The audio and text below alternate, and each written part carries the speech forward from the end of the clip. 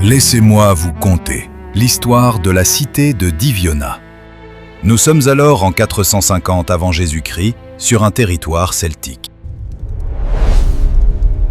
Diviona, la source des serments. Voici donc nos deux principaux protagonistes. Il s'agit de Catulix, jeune chef guerrier de 25 ans. Il est brave, fougueux, destiné à un grand avenir.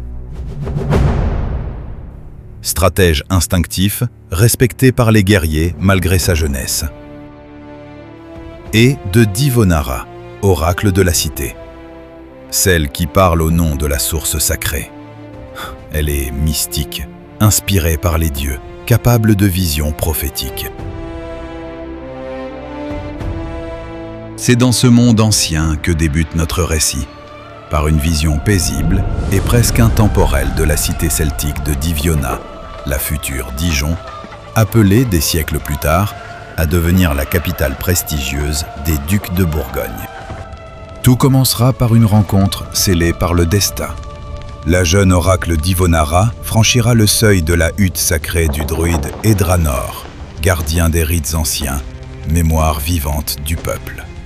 Car ce conciliabule ne sera pas une simple parole, mais l'aube d'un serment qui changera le destin de Diviona. Oh Divonara, la source t'a parlé?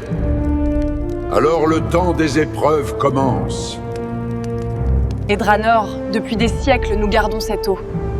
Mais l'eau attire la soif. Et la soif attire les hommes, voici mon songe.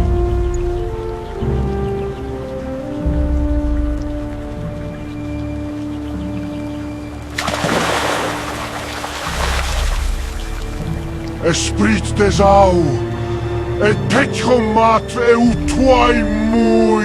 La menace surgira du sud brûlant, celle du peuple envahisseur, les Garamantes d'Attar.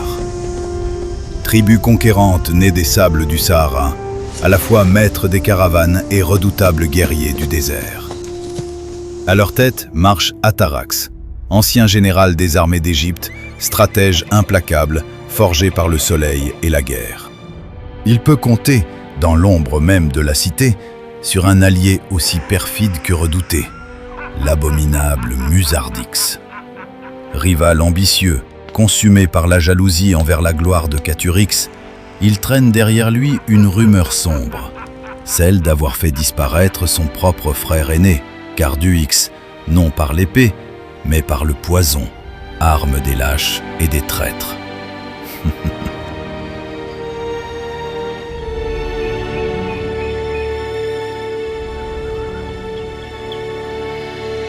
Prochainement. Diviona, la source des serments.